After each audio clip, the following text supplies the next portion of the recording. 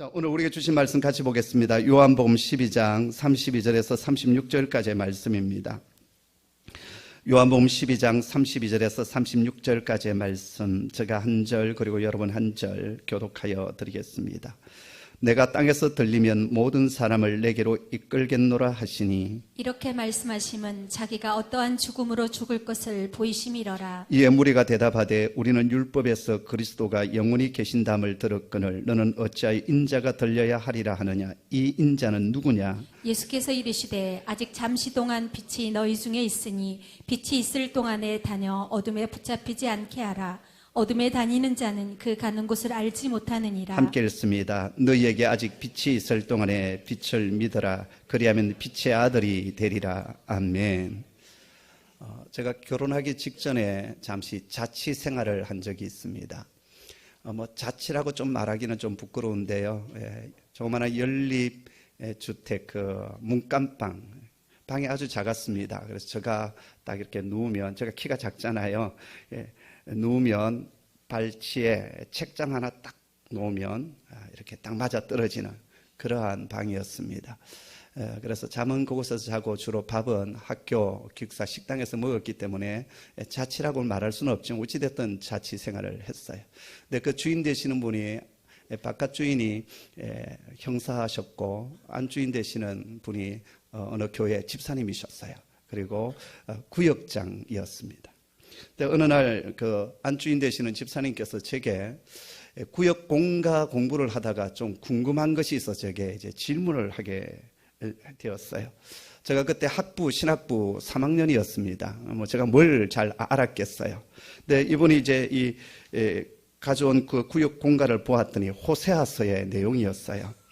근데 이분이 호세아서를 이렇게 읽다 보니까 도저히 이해가 되지 않는다라는 것입니다. 왜냐하면 호세아는 하나님의 종이고 하나님의 선지자인데 어째서 주의 종의 가정에 아내가 음란한 아내가 되고 또 자식을 낳아서 기르다가 또 가출을 해가지고 몸을 파는 그런 음란한 그런 여인이 되었느냐라는 것이었어요. 그분의 질문의 요지는 주의 종의 가정은 마땅히 복을 받아야 되고 아무 문제도 없어야 되고, 그런데 어떻게 이런 불행이 이 가정에 닥쳤느냐라는 것입니다. 뿐만 아니라 이렇게 문제 많은 가정이 어떻게 하나님의 말씀을 전하는 선지자의 가정이 될 수 있고 주의 종의 가정이 될 수 있느냐라는 것이었습니다. 그때 제가 정말 짧은 신학적인 지식을 가지고 뭐라고 설명을 드렸던 것 같은데 제가 설명을 좀 잘했는지 그분이 고개를 끄덕거리고 수긍을 했던 기억이 납니다. 우리가 믿음 생활하면서 곧잘 던지는 질문 하나가 있습니다. 내가 하나님의 자녀인데 왜 내 삶 속에 이런 고난이, 어려움이, 내 인생길이 왜 이렇게 계속 빡빡하게 막혀 있느냐라는 겁니다. 또 좀 잘 살고 성공해서 정말 하나님 앞에서 세상 말로 좀 뽀대 있게 말이죠. 뭔가 좀 섬기고 간증도 하고 내가 예수 믿었더니 이런 복을 받았다. 좀 이렇게 해야 되는데 그게 마음대로 잘 되지 않는 겁니다. 무엇보다도 인생 가운데 큰 환난이 닥치고 고난이 닥치고 하는 일들마다 죽을 쓰게 될 때 가장 먼저 드는 생각이 있습니다. 하나님께서 나를 버리셨는가 보다. 하나님께서 나를 사랑하시지 않는 것 같다. 나는 하나님 앞에서 열외로 놓여있는 인간이 아닌가라는 생각을 하게 됩니다. 그래서 우리 하나님의 자녀들은 그 어떤 일이 있어도 성공해야 되고 승승장구해야 된다고 하는 생각이 우리들의 마음을 지배하고 있습니다. 자, 그런데 그런 측면에서 당시 유대인들이 예수님을 바라보았을 때 예수님의 가르침과 예수님의 삶의 걸음은 도무지 이해가 되지 않는 것이었습니다. 예수님이 하나님의 아들이시고 하늘의 왕권을 가지고 이 땅에 오신 메시아라고 하신다면 당장 제약된 이 세상을 뒤엎으실 뿐만 아니라 로마의 압제 밑에 신음하고 있는 이스라엘 민족을 구원해내시고 그 하나님의 살아계심을 보여주는 것이 마땅합니다. 그런데 주님은 당신이 메시아이심을 언뜻 말씀하시면서도 가르치시는 말씀이나 걸어가시는 걸음은 자신들이 생각하는 그 메시아의 걸음하고는 전혀 다른 걸음을 걸어가시는 겁니다. 그는 유대 백성들의 입장에서는 지극히 혼란스럽고 또 머리가 갸우뚱거려지는 겁니다. 오늘 말씀이 그렇습니다. 32절, 33절 말씀 우리 한번 같이 읽도록 하겠습니다. 함께 읽습니다. 시작. 내가 땅에서 들리면 모든 사람을 내게로 이끌겠노라 하시니 이렇게 말씀하시면 자기가 어떠한 죽음으로 죽을 것을 보이심이러라. 아멘. 여기 주님께서 들리시겠다라고 하는 이 말의 표현은 유대 백성들에게서 이제 죽는 것을 말합니다. 뿐만 아니라 이 들리시겠다는 이 말씀 속에는 우리 주님께서 십자가의 죽으심과 함께 그것으로 끝나지 아니하고 부활하심과 그리고 아버지 품 안에 안기는 성천까지 암시해 주는 말씀입니다. 그리고 이 십자가와 부활 그리고 성천이 있게 되어질 때 주님은 이스라엘 백성들뿐만 아니라 모든 사람을 구원으로 이끌게 될 것임을 주님은 직접적으로 예고하고 계십니다. 그런데 그 당시 유대인들은 이 말씀을 제대로 이해할 수가 없었습니다. 무엇보다도 우리가 지난주일에 살펴본 대로 예수님은 하늘의 미랄이 되어서 썩어져 죽겠다는 것입니다. 이 죽겠다는 말씀에 이 유대 백성들은 기가 막히는 겁니다. 도무지 이 말씀이 이해가 되지 않는 것이었어요. 그래서 유대인들이 예수님께 뭐라고 반문합니까? 34절의 말씀인데요. 우리 한번 같이 읽도록 하겠습니다. 같이 읽죠. 시작. 이에 무리가 대답하되 우리는 율법에서 그리스도가 영원히 계신담을 들었거늘 너는 어찌하여 인자가 들려야 하리라 하느냐? 이 인자는 누구냐? 우리가 율법을 믿는 하나님의 사람들인데 그 율법에 보았더니 그리스도는 영원히 계신다고 했다. 그런데 너는 어찌하여 죽는다고 말하느냐? 들린다고 말하느냐? 그리고 자꾸 인자라고 얘기하는데 그 인자가 도대체 누구냐라고 지금 묻고 있습니다. 지금 이 질문을 하고 있는 사람들은 말씀에 무지한 이방 백성들이 아닙니다. 그들은 구약의 율법을 훤히 꿰뚫어 알고 있는 유대 백성들입니다. 근데 그들이 몰랐던 것 하나가 있었습니다. 바로 그것은 메시아에 대한 이미지를 잘못 알고 있었다라는 겁니다. 구약의 메시아 전성에는 두 가지 메시아에 대한 이미지가 등장합니다. 하나는 왕으로 오신 메시아이십니다. 이사야 9장 6절 7절에 보면 메시아에 대한 예언의 말씀이 이렇게 기록되어 있습니다. 우리가 잘 아는 말씀인데요. 이는 한 아기가 우리에게 낳고 한 아들을 우리에게 주신 바 되었는데 그의 어깨에는 정사를 메었고 그의 이름은 기묘자라 모사라 전능하신 하나님이라. 영존하시는 아버지시라. 여기 영존이라는 말은 영원히 존재하시는 아버지다라는 겁니다. 그리고 그분은 평강의 왕이 되실 것이다라고 했습니다. 그리고 7절에 이렇게 얘기합니다. 그 정사와 평강의 더함이 무궁하며 또 다윗의 왕자와 그의 나라에 군림하여 그 나라를 굳게 세우고 지금 이후로 영원히 정의와 공의로 그것을 보존하실 것이라. 만군의 여호와의 열심히 이를 이루리라라고 약속하여 주셨습니다. 이사야서를 통해서 주신 앞으로 오실 메시아는 다윗의 후손으로 오게 될 것이고 그분이 오시면 나라를 굳건히 세우실 뿐만 아니라 영원히 정의와 공의로 이 땅을 통치하실 것이라는 겁니다. 뿐만 아니라 나라가 망하여 포로로 끌려갔던 그 땅 가운데 그곳에서 예언을 했던 다니엘은 다니엘서 7장에서 이렇게 말씀하고 있습니다. 그에게 권세와 영광과 나라를 주고 모든 백성과 나라들과 다른 언어를 말하는 모든 자들이 그를 섬기게 하였으니 그의 권세는 소멸되지 아니하는 영원한 권세요 그의 나라는 멸망하지 아니할 것이니라. 여기 나타난 메시아의 이미지는 영원한 왕권을 가지고 이 세상에 오셔서 이 세상을 통치하는 메시아입니다.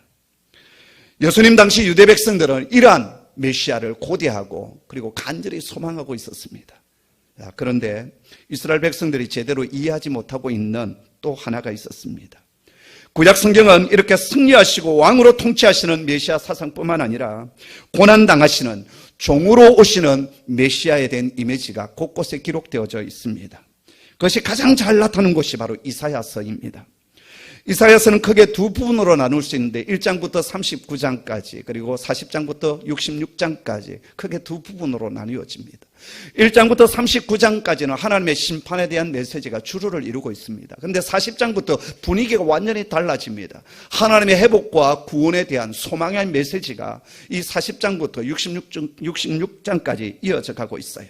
그런데 이 하나님의 회복과 구원의 사건 속에 하나님의 한 종이 등장하는데 그 종은 하나님의 심판 속에 그 백성을 구원하고 대속하기 위하여 스스로 종이 되어서 순환의 길을 걸어가신다라는 겁니다. 이사야서에는 이러한 본문이 한 4군데 정도 등장하고 있는데 우리는 이 본문을 순환받는 종의 노래로 그렇게 칭합니다. 그 대표적인 본문이 이사야 53장인데요. 우리가 정말 잘 알고 있는 말씀이에요. 그는 실로 우리의 질구를 지고 우리의 슬픔을 당하였거늘 우리는 생각하기를 그는 징벌을 받아 하나님께 맞으며 고난을 당한다 하였노라. 그가 찔림은 우리의 허물 때문이요 그가 상함은 우리의 죄악 때문이라. 오늘 우리에게서 이 순환받는 종의 노래는 꽤나 익숙한 말씀입니다. 그만큼 많이 들어온 말씀이기 때문입니다. 그러나 그 당시 유대 백성들에게 이 구절은 도무지 이해가 되지 않는 말씀이었습니다. 분명히 이 말씀의 구절은 하나님의 회복과 구원에 대한 메시지가 중심이기 때문에 이것은 메시아에 대한 말씀인 것이 분명합니다. 그런데 그 메시아가 고난당하여 순환을 당하고 죽는다라는 이 얘기 속에 그들은 뭔가 지금 부담을 느꼈던 겁니다. 그들이 가진 고정관념은 메시아는 고난을 받을 수 없다라는 것입니다. 지금 예수님에게 질문하는 유대인의 문제는 바로 이것이었습니다. 주님께서는 이미 요한복음 12장 23절에서 인자의 영광을 받을 때가 왔도다라고 말씀하셨고 미랄이 되어서 죽으심으로 당신의 그 죽음을 이미 예고해 주셨습니다. 아버지 하나님의 뜻과 계획은 아들이신 메시아가 십자가의 죽음을 통과하여 부활과 성천으로 그리고 그 영광으로 나아가는 것이었습니다. 그리고 주님께서 십자가의 죽으심으로 사단에게 빼앗겼던 저와 여러분의 영혼을 되찾아 주시고 죄로 인하여서 망가진 이 피조물들, 신음하고 탄식하고 고통 가운데 있는 이 피조물들을 회복하는 것, 바로 그것이 아버지 하나님의 뜻이었습니다.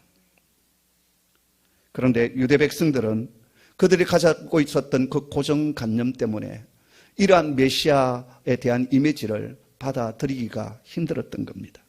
서양 속담에 No cross, no crown이라는 말이 있습니다. 십자가 없이는 면류관이 없다라는 말이지요. 그렇습니다. 십자가를 통과할 때 면류관이 주어집니다.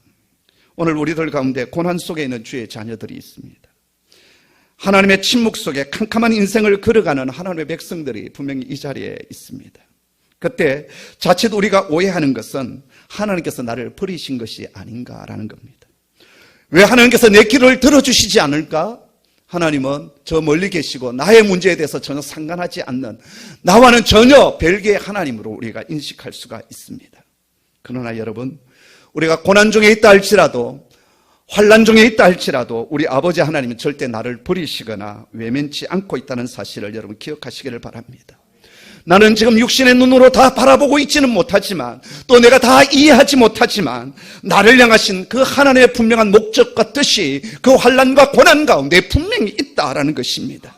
그리고 그 고난의 연단을 통하여서 주님께서 예비하신 분명한 면류관과 축복이 예비되어져 있습니다. 출애굽기에 보면 이스라엘 백성들의 홍해를 건너는 기적의 역사가 일어납니다. 그들이 유월절을 경험했다고 하는 것은 신약시대로 본다면 십자가를 경험했고 이제 구원의 백성이 되었다라는 것입니다.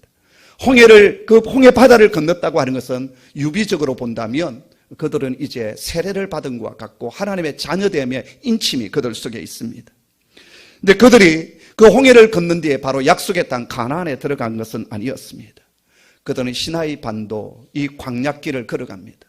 광야라는 말은 히브리어로 미드바르입니다. 근데 말씀이 다바르입니다. 미드바르, 다바르. 뭔가 감이 오지 않습니까? 광야는 다른 곳이 아닙니다. 하나님의 말씀이 주어지는 장소가 바로 이 광야 미드바르입니다. 빈들, 에레모스이지요.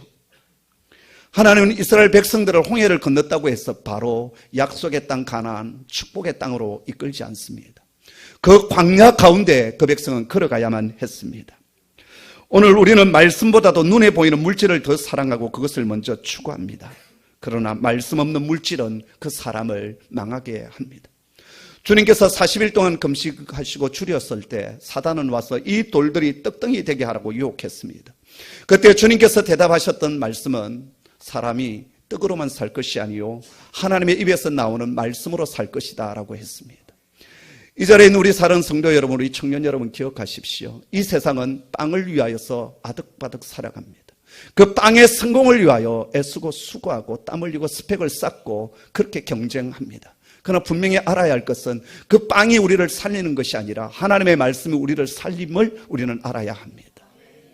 그리고 하나님께서 그 하나님의 말씀을 붙들고 나아가는 종들을 하나님께서 책임져 주시고 종국에는 약속의 땅 가나안으로 인도하여 가실 것입니다.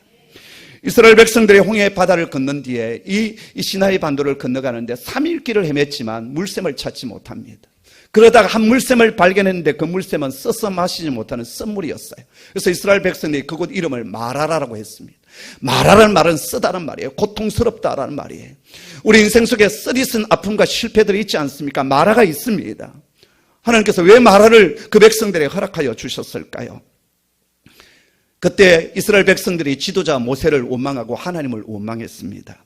여러분, 내 삶 가운데 힘들고 어려운 일이 생겼다고 해서 원망하지 마세요. 원망은 하나님께서 절대 기뻐하지 않는 일입니다.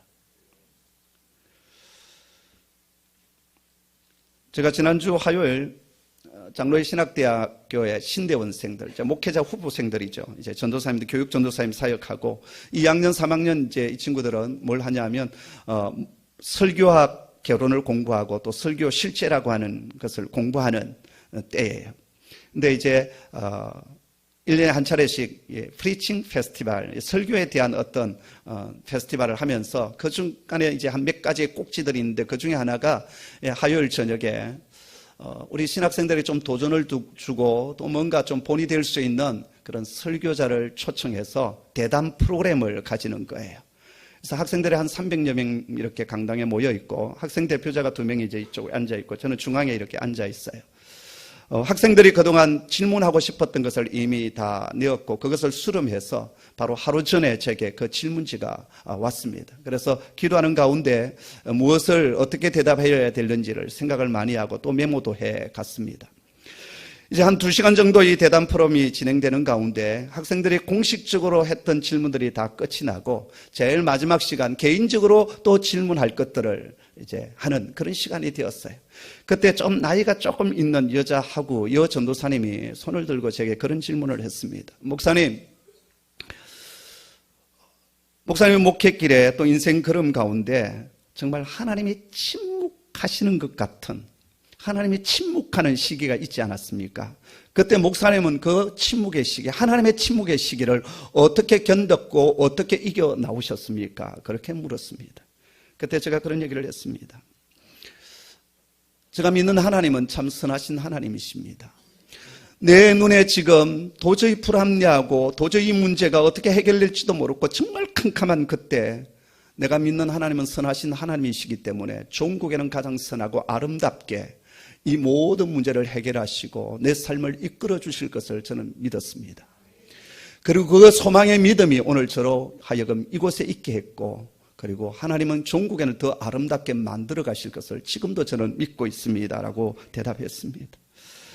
사랑하는 성도 여러분, 우리 인생길에 기가 막힌 일들을 내가 만날 수 있습니다. 억울한 일도 만날 수 있습니다. 여러분이 이 세상에 온전한 공의와 온전한 정의가 어디에 있습니까? 제가 내린 결론은 이 세상은 온전한 공의와 정의가 없습니다. 공평도 없습니다. 우리는 그것을 지금 이 시대 속에서 바라보고 있지 않습니까? 주님이 오실 때만이 그분이 완전히 통치하는 그때가 될 때만이 이 세상은 진정한 공의와 정의의 세계로 나아가게 될 거예요. 그렇기 때문에 여러분 오늘 우리가 살아가는 이 세상이 불합리하다는 것을 우리가 알아야 합니다. 그럼 우리는 절망해야 될까요? 아닙니다. 그 불합리한 그 속에서도 하나님이 일하고 계시고 종국에는 그 불합리한 그것을 통하여서도 하나님은 선을 만들어내시는 우리 좋으신 아버지 하나님이십니다. 그리고 그 소망의 하나님을 믿는 것이 참된 믿음이고 그 믿음을 가진 자가 최종적인 승리를 거두게 되는 겁니다. 이스라엘 백성들이 원망했을 때 모세는 하나님 앞에 부르짖었습니다. 여러분 힘들 때 우리가 해야 할 일은 하나님 앞에 부르짖는 겁니다. 그럴 때 하나님께서 말씀해 주시지요. 그리고 하나님의 뜻을 알게 되고 그 고난의 이유를 알게 됩니다. 하나님은 기도하는 모세에게 한 나무를 지시하시고 그 나무를 그 물샘에 던지게 합니다. 그냥 나무가 아닙니다. 하나님이 지시하신 바로 그 나무였어요. 주경학자들은 바로 이 나무는 장차 이 땅에 오셔서 십자가를 지고 가실 예수 그리스도 바로 그 십자가 그 나무임을 해석하고 있습니다. 그 나무를 물샘에 던졌더니 그 썬물이 단물로 바뀌어지는 기적의 역사가 일어났습니다. 오늘 우리 인생 속에 갖가지 썬물들 속에 살아가고 있는 종들이 있지 않습니까? 그때 우리 주님, 우리 십자가에 달리신 우리 주님께서 그 쓰디쓴 곳에 던져지게 될 때 단물로 바뀌어지는 은혜의 역사가 일어나게 될 줄을 믿습니다. 주님은 그렇게 하시는 분이시기 때문입니다. 근데 그 다음이 참 중요합니다. 주님은 그곳에서 율례와 법도를 정하셨다라고 했습니다. 아직 시내산까지 가기 전에 시내산에서 십계명과 율법의 말씀을 주실 겁니다. 근데 그 전에 이 마라에서 하나님께서 뭘 주시느냐? 율례와 법도, 규례를 주십니다. 그것이 구체적으로 어떤 내용인지는 성경은 기록하고 있지 않습니다. 그러나 이 광야길을 걸어가는 동안 너희가 어떻게 하나님의 자녀로 살아가야 되는지를 가르쳐주는 그런 규례의 말씀, 하나님의 말씀을 그 백성들에게 가르쳐 주셨습니다. 바로 이것이 마라의 쓴물을 사랑하는 당신의 백성에게 허락하여 주신 하나님의 목적이었습니다. 그동안 말씀 없이 저 애굽 땅에서 노예로 살아왔던, 여전히 노예 근성을 가지고 있는 그 백성들이 이제는 하나님의 백성답게 하나님의 자아상을 가지고 살아갈 수 있도록 하나님의 말씀을 그 백성에게 허락하여 주십니다. 바로 이것이 하나님의 목적이었어요.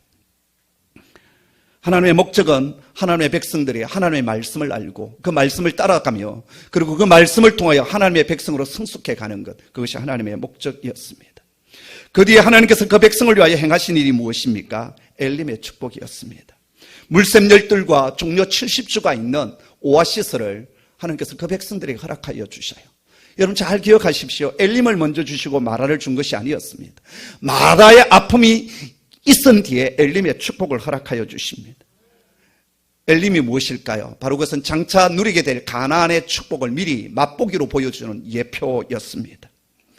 여러분 기억하십시오. 오늘 이 땅에서 누리는 우리의 축복들은 천국의 그림자요, 맛보기에 불과합니다. 이 땅에서 아무리 좋고 화려하다 할지라도 이 세상의 것은 천국의 맛보기에 불과하다는 것을 여러분 분명히 기억하시기 바랍니다. 진짜는 천국에 있으면 마지막 주님께서 다시 오시게 될 때 그 나라에서 진짜를 우리는 보게 될 것이고 그 진짜가 완성될 것입니다. 그러기에 우리는 이 땅에서 모든 것이 결판나야 되고 성공과 실패가 이 땅에서 가름되어야 된다는 것을 우리는 버려야 할 것입니다. 진짜 결판의 날은, 진짜 성공과 실패의 날은 주님 앞에서는 그 천국에서 결판이 나는 거예요. 이 세상에 성공했던 자들이 그 나라에서 울게 될 것이고 실패자로 엎드러지게 될 것입니다. 또 어쩌면 이 땅에서 실패했다고 했던 자들이 주님의 나라에서 성공한 자로 칭찬을 받게 될 것이고 멸류관을 받는 역전의 역사가 일어나게 될 것입니다. 진짜는 하나님의 나라 천국에 있습니다. 자, 다시 오늘 본문으로 우리가 돌아와 보도록 하겠습니다. 유대 무리들이 이렇게 묻습니다. 우리가 알기로는 그리스도는 영원히 계신다고 했는데 너는 어찌하여 인자가 들려야 한다고 하느냐? 도대체 인자가 누구냐? 이에 대한 주님의 대답이 35절, 36절의 말씀입니다. 이 두 구절의 말씀은 예수님께서 공생의 무리 중 무리를 향하여 하신 마지막 설교의 말씀입니다. 이 말씀을 하신 후에 예수님은 무리를 떠나시고 숨으시고 제자들과 함께 이제 지내십니다. 그것이 13장부터 십자가를 지시기까지 주님께서 행하신 모습이에요. 주님은 인자가 누구냐는 이 무리들의 질문에 인자가 구체적으로 누군지에 대해서는 대답하지 않습니다. 대신 그 인자가 어둠을 뚫고 이 땅에 오신 빛이시고 그 빛이 바로 당신 자신이심을 간접적으로 드러내십니다. 사실 빛과 어둠의 주제는 요한복음이 시작되는 처음부터 지배했던 주제였습니다. 여러분 요한복음 1장 1절의 말씀을 기억하십니까? 태초에 말씀이 계시니라. 이 말씀이 하나님과 함께 계셨으니 이 말씀은 곧 하나님이시라. 그가 태초에 하나님과 함께 계셨고 만물이 그로 말미암아 지은 바 되었으니 지은 것이 하나도 그가 없이는 된 것이 없느니라. 그 다음이 중요합니다. 그 안에 생명이 있었으니 이 생명은 사람들의 빛이라. 빛이 어둠의 빛이 돼 어둠이 깨달지 못하더라. 요한복음 1장에서 시작된 빛으로 오신 주님에 대한 계시의 말씀이 이제는 예수님께서 당신의 입을 통하여 오늘 본문에서 마무리를 짓고 있습니다. 하나님의 말씀이신 그분이 육신을 입고 이 땅에 오셨습니다. 사망과 어둠 속에는 이 세상에 생명의 빛으로 오셨어요. 그런데 어둠은 그 빛이 오심을 깨달지를 못하는 겁니다. 그래서 주님은 표적을 통하여서 가르침을 통하여 당신이 이 세상의 빛이 되심을, 생명이 되심을 계속 증거하여 주셨습니다. 그리고 이제 단순히 유대인뿐만 아니라 모든 인류에게 생명의 빛이 되시고자 십자가에 죽으실 것이고 그리고 그 죽음은 그것으로 끝나지 않고 부활하시고 성천하셔서 아버지의 오른편에 우편에 앉으셔서 이 땅을 통치하시는 진정한 메시아가 되실 것임을 지금 말씀하여 주십니다. 그런데 바로 그 전에 오늘 말씀을 이 무리들에게 전하여 주십니다. 그 핵심적인 메시지가 무엇입니까? 바로 그 한마디는 빛이 너에게 와 있을 때 그 빛을 받아들여라, 믿어라 라고 말씀하십니다. 이것은 주님께서 공생의 마지막 무리들에게 하신 최종적인 설교요, 명령이고 당부입니다. 왜 사람들이 빛이신 주님을 믿어야 할까요? 그 이유가 35절에 있습니다. 우리 한번 35절의 말씀 같이 한 목소리로 같이 읽도록 하겠습니다. 함께 읽죠. 시작. 예수께서 이르시되 잠시 동안에 빛이 너희 중에 있으니 빛이 있을 동안에 다녀 어둠에 붙잡히지 않게 하라. 어둠에 다니는 자는 그 가는 곳을 알지 못하느니라. 아멘. 오늘 주님은 하나님이 없는 세상, 왕이 오셨지만 그 왕을 알아보지 못하는 세상은 어둠이며 그 사람들은 어둠에 다니는 사람이라고 지금 35절에서 말씀하고 있습니다. 저와 여러분이 아무리 잘나고 똑똑하다 할지라도 또 남들이 가지고 있지 않는 은사를 가지고 있고 재능을 가지고 있다 할지라도 만일 빛으로 오신 주님을 왕으로 모시고 있지 않는다면 저와 여러분의 인생은 어둠에 다니는 자이고 그래서 걸어가는 바, 그 인생의 종착지가 무엇인지 알지 못한 채 걸어가는 불쌍한 사람이라고 주님은 오늘 말씀하십니다. 오늘 우리의 교만이 무엇입니까? 우리는 우리가 가지고 있는 우리의 빛으로 모든 것을 할 수 있다고 생각합니다. 여기 빛이라고 하는 것은 우리들이 가지고 있는 능력과 지혜와 지식과 스펙과 은사와 능력을 말합니다. 사람들은 자기들 나름대로 창조적인 능력이 자신에게 있다라고 자신을 내세웁니다. 그리고 자신만만하지요. 그러나 인간은 실제로 성공도 거두고 어떤 열매도 맺어 갑니다. 사실 돌이켜보면 인간은 역사 가운데 엄청난 일들을 이루어 왔습니다. 그리고 인간은 스스로 자신들이 행한 것을 보면서 감탄하며 이제 우리는 이 모든 것을 우리의 힘으로 개척해 갈 수 있고 우리의 미래도 열어갈 수 있다라고 생각합니다. 그러나 주님께서는 이런 세상, 이런 사람들을 향하여 이렇게 말씀하십니다. 그들은 그 가는 바를 알지 못하느니라. 인간이 당장은 눈에 보이는 어떤 것을 성취하고 성공하는 듯이 보이지만 그러나 그 최종적인 결론이 무엇인지 모른다라는 것입니다. 지금 그 인생에 아무리 성공적인 삶을 산다 할지라도 그것이 끝에 가서 어떻게 될는지 그 종착지, 종말이 어떻게 될는지 아무도 모른다라는 겁니다. 우리가 이전에 불렀던 복음성가 가운데 내일 일은 난 몰라요라는 노래가 있습니다. 최종적인 결론이 무엇인지 우리는 모릅니다. 지금 우리가 아무리 성공한 삶을 살아간다 할지라도 내가 지금 잘 나간다 할지라도 그 종말의 끝이 어떤 결론이 날는지에 대해서는 우리는 아무도 모릅니다. 그럼에도 불구하고 우리는 우리가 가지고 있는 경험과 지식과 내가 했던 공부와 내가 했던 지나온 걸음 때문에 자신만만해야 합니다. 그리고 우리의 미래를 충분히 유토피아, 낙원으로 바꾸어 갈 수 있는 꿈을 꿉니다. 이러한 우리들을 향하여 오늘 주님께서 주시는 말씀은 너희는 그 가는 바를 알지 못한다. 그렇게 말씀하십니다. 우리는 이 말씀 앞에서 말씀하십니다. 흑암 중에 빛이 없는 자 할지라도 여호와의 이름을 의뢰하며 자기 하나님을 의지하는 자, 그런 자는 어둠에 속한 자가 아니라 빛 가운데 걸어가게 될 것이고 그런 인생은 소망의 길 한가운데 서게 될 것이라고 약속하여 주십니다.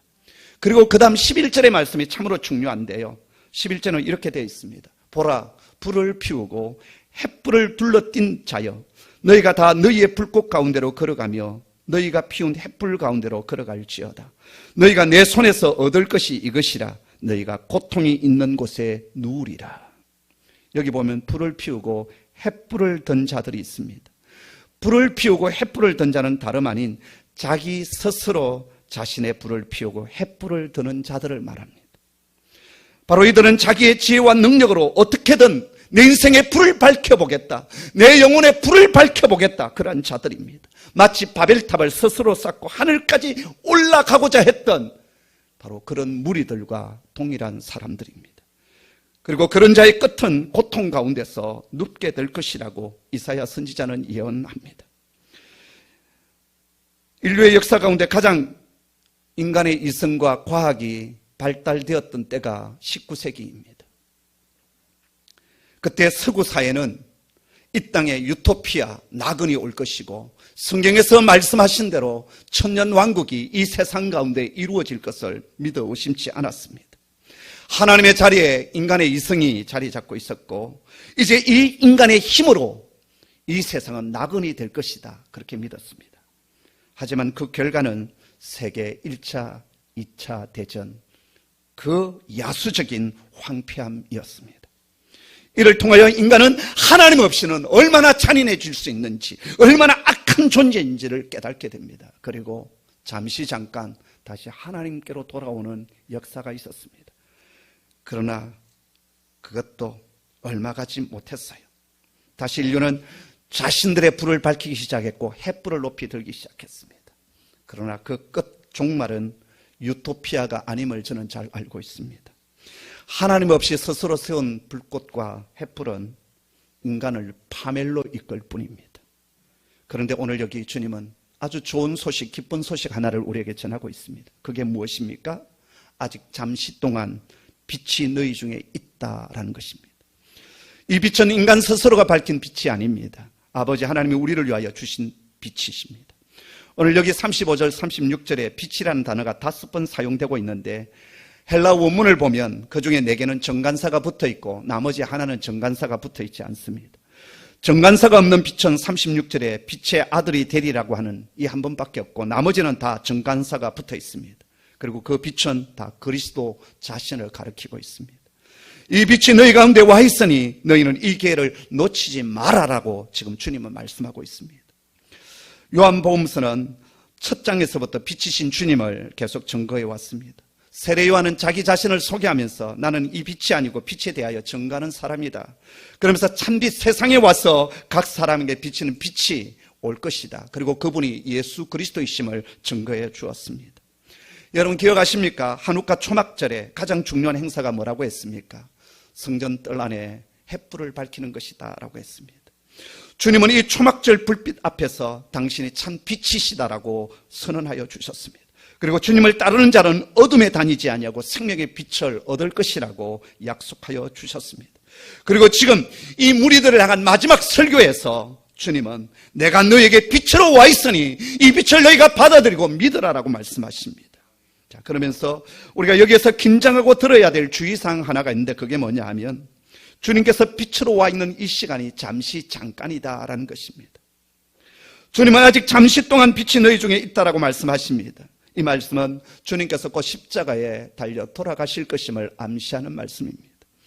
예수님이 십자가에 죽으시면 우리가 예수님을 믿을 수 없다 그런 말이 아닙니다.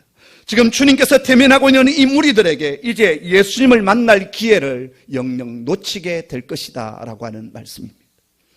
지금 빛이신 그분께서 그 무리들 앞에 서 계십니다. 지금 그들에게는 기회이고 카이로스 때입니다. 이 때를 놓치면 그 기회는 영영 그들에게 오지 아니할 것입니다. 오늘 우리 사람들의 고집과 미련함이 무엇입니까? 우리는 언제라도 내가 원하면 내가 원하는 때에 내가 빛을 선택할 수 있다고 생각합니다. 그러나 그 기회 카이로스 하나님의 때는 늘 주어지는 것이 결코 아닙니다. 이 말씀은 오늘 우리에게도 그대로 적용됩니다. 우리는 늘 나에게 기회가 많이 남아있다고 생각합니다. 내가 청년의 시기를 살아가고 대학의 생활을 하고 있기 때문에 내 인생은 앞으로 많이 열려있고 기회는 많을 것이라고 생각합니다. 그렇지 않습니다. 하나님이 우리에게 주는 그 기회는 쉽게 오는 것처럼 보이지만 갈 때는 참 빨리 가버립니다. 회개할 기회, 주님을 만날 기회 아직도 많이 남아있고 주님 앞에 헌신하고 사랑할 기회도 우리는 많이 남아있다고 생각합니다. 그러나 그 기회는 나의 것이 아닙니다. 지금 내게 주어진 이 시간의 기회만이 진짜 나의 기회입니다. 그래서 주님은 여호와를 만날 만한 때 찾으라 만나라라고 말씀하십니다. 그리고 지금 주님은 바로 그때가 지금이다라고 말씀하십니다. 뿐만 아니라 우리가 이 말씀을 더 엄중하고 무겁게 받아들여야 될 이유가 있습니다. 만일 지금 너희가 이 빛을 만나지 못한다면 너희는 결국 어둠에 붙잡히게 될 것이다라고 주님은 경고하고 있습니다. 마치 시간의 흐름을 막을 수 없듯이 낮이 지나가면 밤이 오듯이 어둠이 너희를 붙잡게 될 것이다. 여기 붙잡는다는 말은 지배한다, 소유한다는 뜻입니다. 우리가 빛이신 주님을 만나지 못하면 어둠의 영이 우리를 사로잡게 될 것이고 우리를 지배하게 될 것이고 우리를 통치하게 될 것이고 우리 인생을 어둠으로 끌고 갈 것이다 라는 겁니다. 우리 인생 가운데 내 인생이 어둠이 지배하는 인생이 되기를 원합니다. 그런 인생은 아무도 없을 것입니다. 그러나 여러분 기억하십시오. 빛이신 주님을 만나지 못하면 그 인생은 어쩔 수 없이 어둠의 지배를 받게 됩니다. 영적인 자리는 진공 상태가 없습니다. 빛이신 주님이 그 안에 거하시든지 아니면 어둠의 영이 거하든지 둘 중에 하나입니다. 그래서 주님께서 하신 말씀이 무엇입니까? 마지막 36절의 말씀인데요. 같이 읽습니다. 시작. 너희에게 아직 빛이 있을 동안에 빛을 믿어라. 그리하면 빛의 아들이 되리라. 아멘. 아직 빛이 있을 동안에 그 빛을 믿어라 라고 말씀하십니다. 아직 빛이 있을 동안에 빛을 믿으라는 이 말씀은 두 가지 해석을 놨습니다. 하나는 빛이신 주님을 지금 믿으라는 뜻이고요. 또 하나는 우리가 낮의 시기, 빛의 시기를 살아가고 있는 내 육체가 호흡하고 있고 생명을 가지고 있는 이 낮의 시기에 이 시간들 속에서 빛이신 주님을 믿으라, 그렇게 해석할 수가 있습니다. 뿐만 아니라 이 36절에 나타난 동사 믿으라는 말씀은 단순한 권유가 아닙니다. 설득도 아닙니다. 명령입니다. 창조자의 엄중한 명령입니다. 영원한 생명이 달려있는 명령입니다. 그리고 이 명령에 순복하는 자에게 놀라운 약속이 주어집니다. 그게 무엇입니까? 36절 끝에 그리하면 빛의 아들이 되리라, 그렇게 말씀하십니다. 빛의 아들이라는 말씀은 하나의 관용어입니다. 말씀을 믿고 말씀을 따르는 사람을 유대인들은 바 미tz바, 말씀의 아들이라 그렇게 불렀습니다.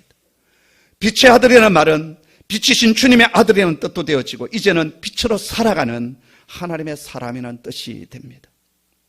성경에 보면 기회를 가장 잘 사용했던 사람이 예수님께서 십자가에 달려 돌아가실 때 우편에 있었던 강도였습니다.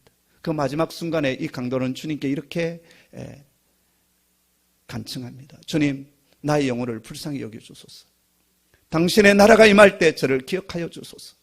그때 주님께서 이렇게 말씀하시지요. 네가 오늘 나와 함께 나그네 거하게 될 것이다.